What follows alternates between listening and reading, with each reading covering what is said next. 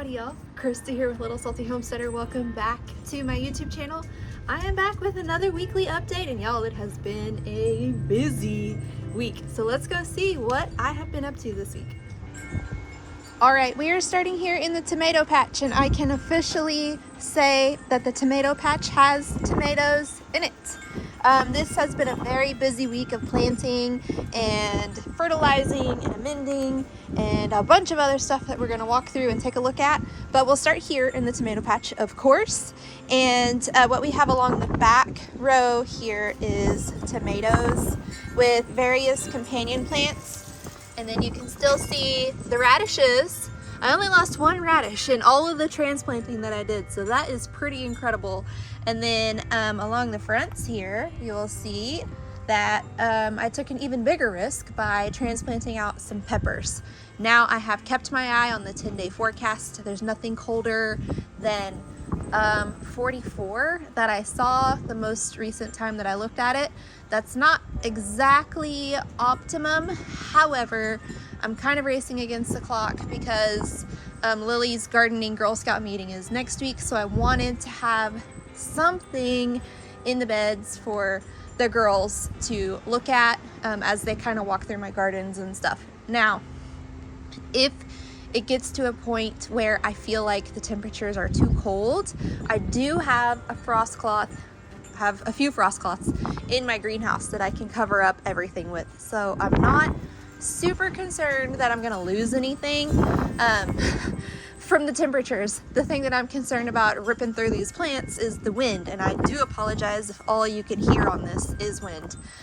So this bed is almost completely planted out. I still have some more companion plants that I need to come in and add. I need to finish hardening them off and all of those things before they get put in here, but basil and calendula still need to be put between some of the peppers and tomato plants. And I don't know, I saw some down here. There is some volunteer basil that has sprouted from Thai basil that grew in here last year. I think I'm just gonna let that go. I don't think it's gonna impede the onions too bad, and if it does, I'll just pull it out because there's several little baby basil plants. So pretty cool stuff. This, like I said, this bed is basically completely planted out, as is this one, other than the companion plants. Actually this way is better for the shadows and stuff. So we have lemon thyme here, and this is another one of my favorites to grow because it smells really, really good, first of all. I love using this for salad dressings and then like roasting chicken or marinades for grilling chicken. It's really delicious. I can't really describe it with words other than lemon thyme is a pretty apt description for it. And it's really cute. It's yellow and green, if you can see there. So we have more tomatoes along here, and if I didn't mention, that bed has the determinates and semi-determinates, and this is going to be the indeterminate slicers and or pastes, if any of the pastes are indeterminate, except for the very last tomato plants on the end is the Rebel Alliance cherry tomato. It is planted next to the Darth Vader tomato plant, and the Jedi jalapeno should be in this bed too. So all my Star Wars plants are kind of together, because if you watched last week's update, you will know that the Rebel Starfighter Prime tomato did not make it through an uppotting. So, all right, along here, more hot peppers, as well as companion plants. There's different varieties of nasturtium and marigolds planted. Again, calendula and basil is still to come in here. That is a weed. I don't believe there's any volunteer basil in here. If there is, I haven't seen it yet. I wouldn't be surprised though, because you guys know I grow it everywhere. Down here I have planted borage. So we have kind of herb companion plant situations happening at both ends of the beds. Another weed there. So fully planted out other than the calendula and the basil. Now we're gonna move to this bed. This bed I actually planted out on video the other day, if you happen to catch that. If not, it's the video that was posted before this one. Later that day, I did come out and I went ahead and planted all of the bush beans, and you can kind of see where my starting line was for the bush beans, and then pretty much the entire middle section down to right around here, I think. All that is filled with different varieties of bush beans. There's going to be pickle bush, cucumber here. I planted a borage here, and then another pickle bush will go here, and then here's the tricolor sage. So another bed that is almost fully planted, other than some more companion plants, and then the 2 cucumbers. Those are started indoors. They have germinated. So after they get their true leaves, I'll get them outside and start hardening them off. So they should be able to be put into the garden relatively soon. So now we move on to over here. I don't know if you guys can notice anything different over here, but this was the most physical labor I did for this week. Obviously planting does have some physical labor, but this guy right here is now wider and longer. It is now 18 inches deeper, so it is a full 4 foot deep now. And then it is 6 inches longer than it was because I added the 2 foot extension. So those pieces that are in the middles here on these ends were originally here and there. And I just swapped those pieces out with 24-inch pieces because I didn't want to make the beds any shorter. So I had to take all the soil out, take out the panels, these 2 middle ones, attach them there, attach the new panels here, and then put all the soil back in. As you can see, I need a butt ton of soil. So a commenter on my tomato video the other day said that she uses Living Earth compost, and I wasn't sure if there was a supplier close to me, and I found 2. And they have bagged compost, 2 cubic foot for $4.20, and it is organic compost. So I'm going to be getting some of that. I can get some in Royce City, or I can get it in Plano. Plano is a little bit more convenient for me because I go that way quite a bit. So I will be getting some of that to fill this. And I also think that I can get some bagged potting soil from them. So I can kind of do a mix of compost and potting soil in here. All right, so now that this one is done, I need to do the same thing to this one. I gotta empty it out, including all the plants. I moved the light from the other one right there. So I need to take the light out, put it somewhere temporarily, take all the plants out, empty all the soil out, take out the middle panel, adjust the depth, add in the extended length panel, fill it back up with soil. And then before I can plant, I have to attach the trellis. So the trellis will attach to these points right here, and I can't remember if it's 3 deep or 4, but regardless, I have to go however many screws deep it is. That's where it attaches, is to these screw posts here, and then on both sides. And I also need to make sure that these 2 beds are 4.5 feet apart. So I may have to move that one that way just a little bit, because whenever I set them up, I just set them up with some space between. I didn't measure or anything. So this has some old labels that I need to throw away. I did decide that this is going to be sunflowers. So after I get the bagged compost from Living Earth, I'm gonna top this off, and probably later this week I'll get sunflower seeds planted in here.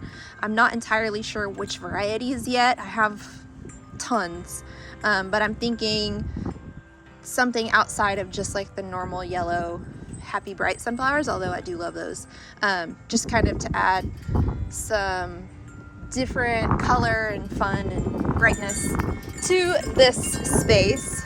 I have so much to do, y'all, it's not even funny. All right, moving on, take a peek in the messy greenhouse for just a minute here. These are the plants that are going to be sold in the Boy Scout fundraiser plant sale. Move them in here just to sort of keep myself organized and get some clutter off of the patio. This isn't even all of them. There's some eggplants that need to come over here. And then of course the herbs that I started indoors. And then after I'm done planting out marigolds, whatever is left from that will also be included in this as well. So I think this is a pretty good batch of seedlings for a first time plant sale fundraiser for Logan's Boy Scout troop. We'll see. Hopefully we sell out. If we do, that's quite a bit of money for the boys to go towards their summer camp. So yes, the update on those seedlings. All right, not much has changed with the garlic. It's still just growing along. It's looking really happy. You can see how thick some of these stalks have gotten, so that makes me really hopeful that we have some good sized cloves down there. I'm not gonna dig down there. I don't wanna mess with them.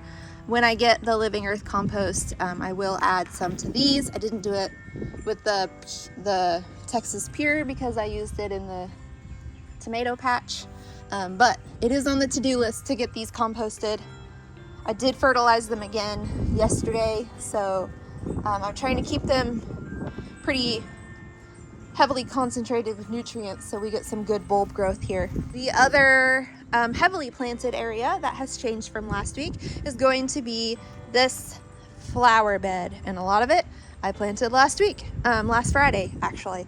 So as we walk down the bed, you're going to see a ton of zinnia seedlings. That's because I planted a ton of zinnia seedlings. There are 24 seedlings in the front, and the rest out of the 104 or whatever it was are back here. So I don't know exactly what the math is on that, but a ton of zinnias. I think the petunias were already here last week. I think I planted them last Thursday. I would have to look at my transplant log to see. Back there we have a little baby hollyhock that got transplanted in. Marigolds, these are going to be small varieties of marigolds right here. We also have gomphrena. There's another variety of gomphrena somewhere around here, right here. So then we have the Sahara Rudbeckia, more zinnias. I added some more snapdragons in here. It kind of just repeats itself all the way down. There's another baby hollyhock. Now what is back here in terms of the hollyhocks is going to be the white and the black and the red. Whatever germinated out of those is what is back here. I did have 2 pink ones that germinated and then 3 champagne ones. Those all went to the front. The celosia also went to the front. What else went to the front that is not back here? I think that's it. All right, so this area is going to fill in really nicely as all these little flowers grow. There is one blooming down here. This is a double cascade blue. As you can see, it's actually purple. But we have the purple, burgundy, valentine pink, and then prism sunshine, which is like a very pale yellow / white that's planted back here for the petunias. Again, like I said, it's kind of the same the whole way down the bed.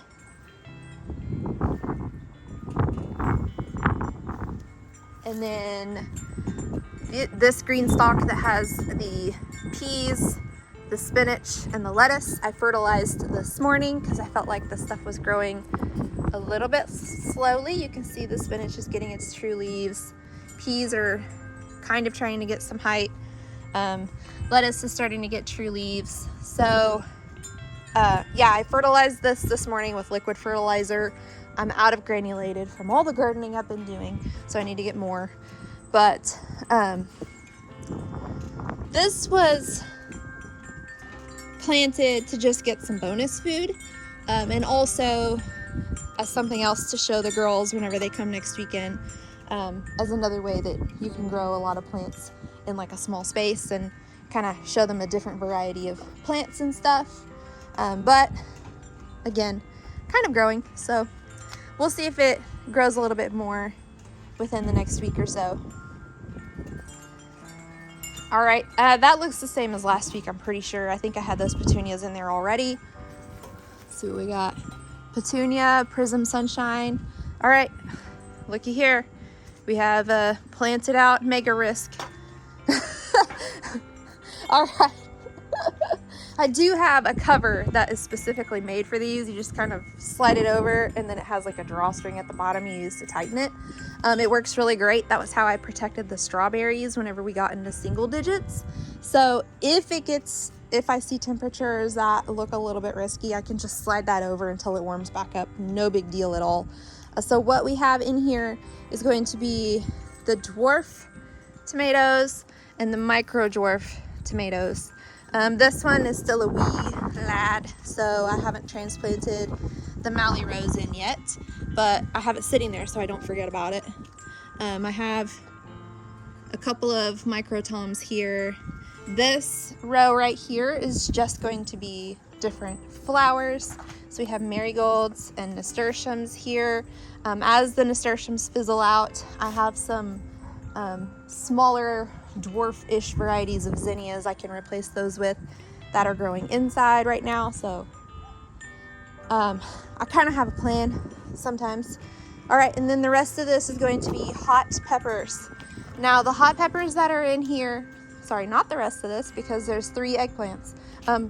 Outside of those 3 eggplants, the rest of this is hot peppers.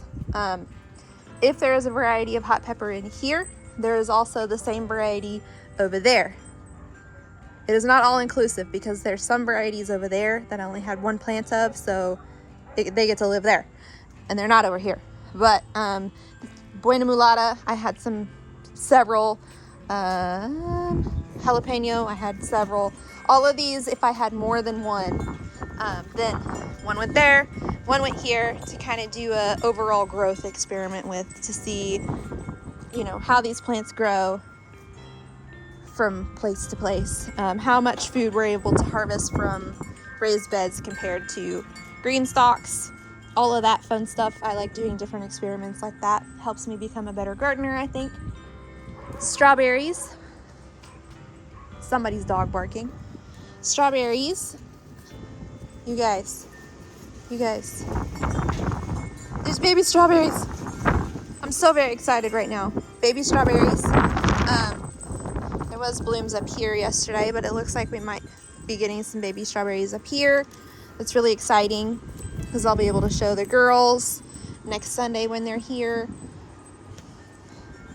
some fun food instead of just little tiny baby plants. So yeah, that's really exciting.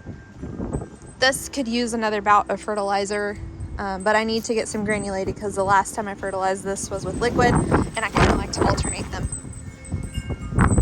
Green stalk, the herb green stalk.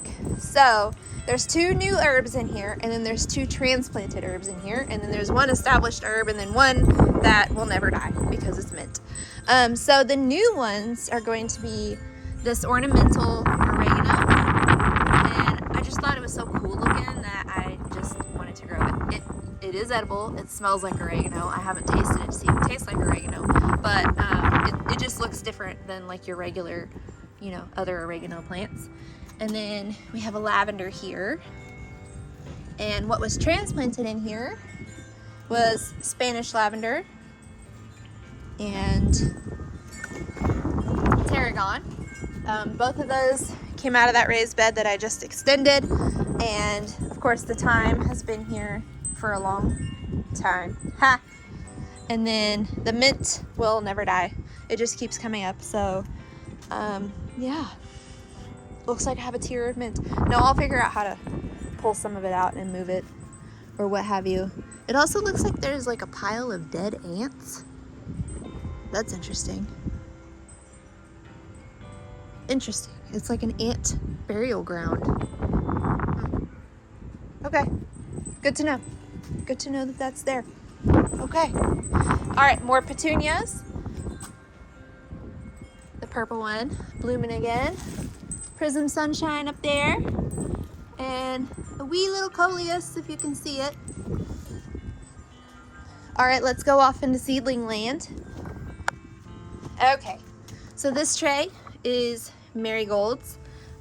These two, I don't know what they are, so they are going to be planted into the barrel planters where the light posts are. I'm gonna put one in each. But the rest of them, I can kind of narrow down what they are based on the labels. So this label here applies to all of these until you get to the new label, and then that will apply to the next one, and so on and so forth. So this label applies to that one, and then these three. This one is the one I have. Oh no, those are both Gypsy Sunshine. So I have a bunch of those. Cool. Those are a very bright, happy yellow, so that makes me happy. Over here, we have the butterfly pea flower vines. I'm going to plant one in each of those barrels, the light post barrels, so that we can see how that works out. The other ones will go on the trellis. That one's not looking all that great. And then we have nasturtiums. Those are gonna go into the raised beds by the fence. These are the sweet peppers, also going into the raised beds by the fence. And then these are the remaining eggplants.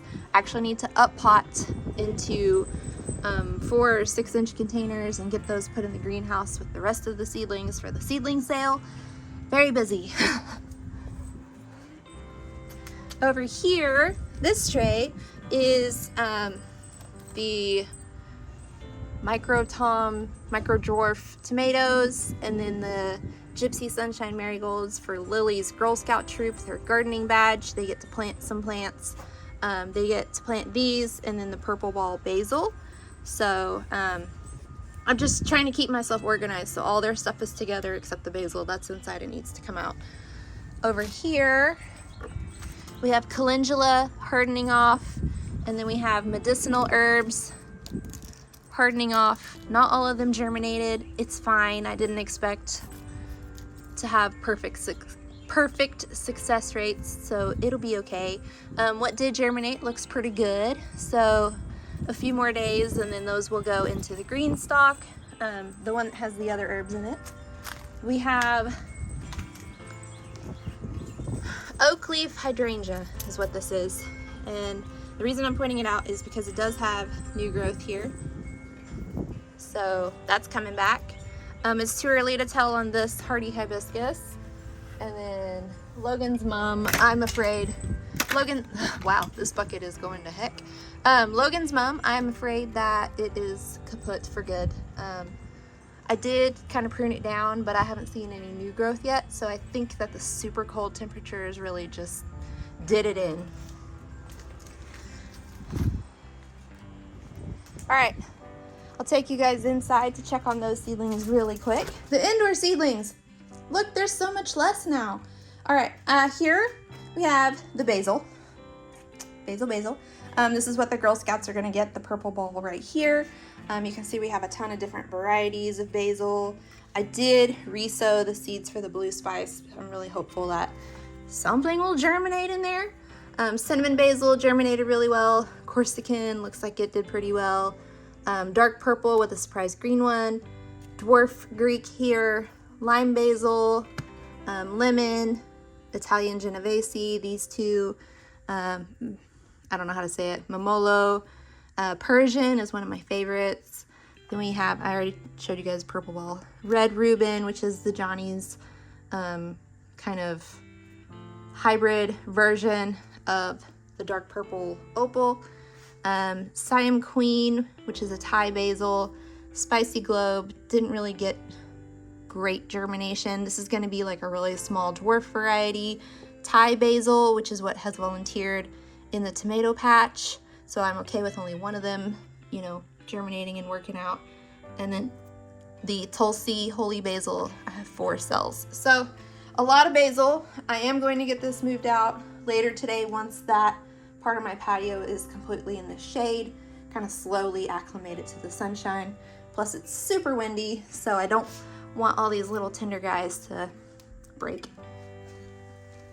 All right, so this shelf, this is all culinary herbs with the exception of hyssop. This is a medicinal herb, but everything else is culinary. Not everything has germinated. That's okay. I didn't expect 100% germination. Some of my seeds are incredibly old.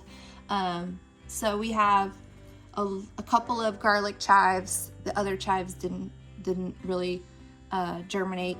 Calypso cilantro, dwarf lemon cilantro, slow bolt cilantro, excuse me.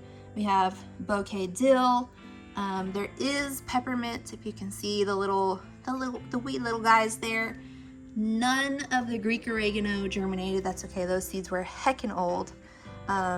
Dark green Italian, this is like the flat leaf variety of parsley, and then moss curled parsley, that's like the curly variety. Chervil, rue. Now rue I'm planting specifically for swallowtail butterflies. I'm not growing it as a food source or anything like that, but I like to feed the pollinators too.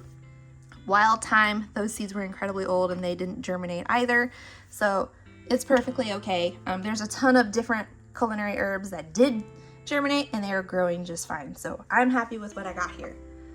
All right, these are the Persian carpet zinnias. That was the dwarf variety that I said I was going to put in the green stock after the nasturtiums fizzle out. They're also going to go into the flower beds, and then if I have any left over, they will go towards Logan's Boy Scout seedling sale, excuse me, fundraiser. What we have here is cucumbers and melons. So we have Hamey melon and Kajari melon. I'm growing these for the kids. I'm not growing these for me. I'm not a melon person, but my kids are, so they can have those, and my husband. Dragon's egg cucumber. The silver slicer only had 2 seeds and they did not germinate. And then pickle bush cucumber, that's going in that tomato patch bed, the very front one. And then Haussinator cucumber, this is a vining variety, so that will go on the trellis or somewhere. Now these are going to be squashes, and most of them have not germinated yet. So we have Camo and Rondenise that has not germinated. But we have Partial Eclipse that has not, and then we have the Green Zebra, which has. So these will go in the beds that I am extending with the okra and the sweet peppers. All right, down here are the culinary herbs that I started for the seedling sale for the scouts. Some have germinated, some have not. They're perfectly fine where they're at in terms of the proper temperature and all of those things. So we have cilantro, dill, parsley, and thyme. Again, and then they'll get some of this basil as well. So the people who come to buy these seedlings will have a good variety of plants, I feel like. They're not going to have any melons or squash this year. I just didn't have my caca enough together in time to get all of that started too. And then we have some cold stratified perennial flowers right here.